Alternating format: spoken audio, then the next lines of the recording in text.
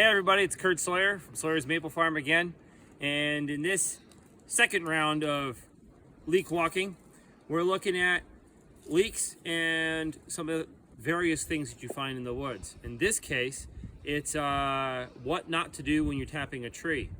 In this case, I probably had a newer person tapping and they didn't realize. But this tap, if you see, isn't a big seam on the tree. And there's not a lick of sap coming out of that thing. What we're gonna do is we're gonna drill a new hole in here. I had figured out, I had an old hole. There's my old hole. So I'm gonna come down low somewhere in what's a better part of the tree. No seams or cracks or anything to get into. That looks pretty good.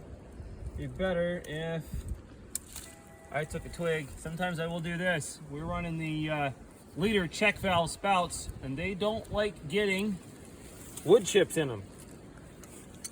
So it's always good to take a twig and clean all the wood chips out. Find my hammer here. Traditionally, this has been a good tree to tap. If I can have my assistant hand me her hammer, that might make it a little easier here. There we go. Mine's lodged in my belt and it's stuck. All right, what do we got here? There we go, we've got sap. So, you don't want to tap in your cracks in your trees. Never a good idea. It's unless of course you're trying to find a vacuum leak. Or create one, anyways, in this case.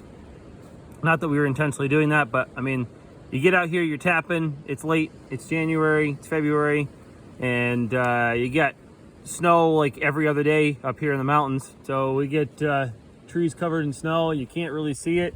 You think, it looks like a good spot. Brush a little snow off and tap it. It's just the way it goes. So these things happen. You just gotta know what you're looking for and find them. And this is how a lot of us, this is how I learned personally, a lot of other people do it this way as well, is you tap it, and then when you start walking back through your woods multiple times looking for leaks and you find them, and they're gonna be spread out through the season, you're not gonna find all your leaks in like the first couple of weeks. You'll find them throughout it, because this wasn't leaking a few weeks ago, and it is now. It's just the way these things go. And you see that and you go, yeah, this shouldn't have been tapped here. And so then you know for the next year, okay, I gotta watch out for this, I gotta watch out for that. And you start figuring these things out so you're not making those same mistakes again the following season. You might make new mistakes, but that's how it goes. And then you learn from those mistakes and you move on and you become a better maple producer all around.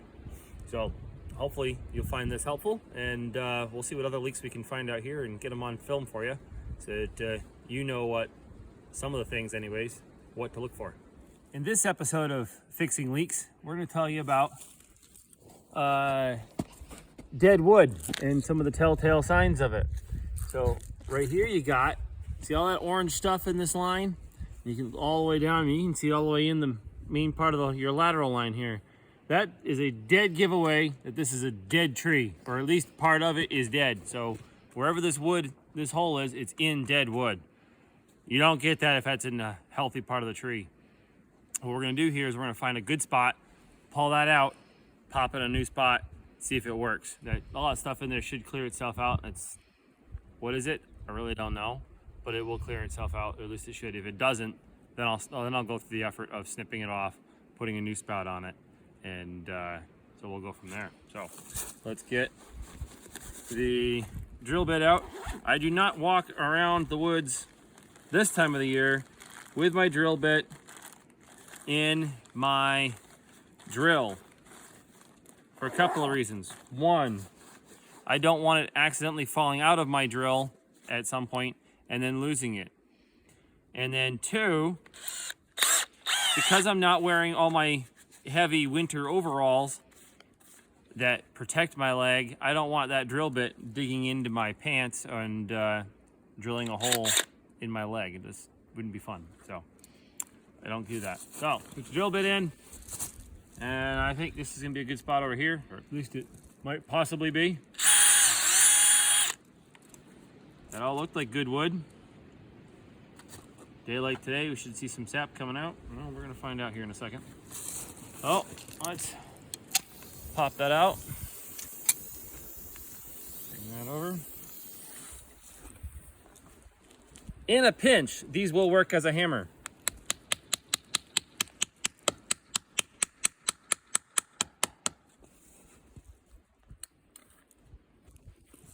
And there we go. Now we've actually got sap coming out of that tree.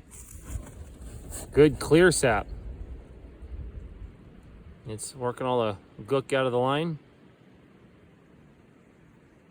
Okay.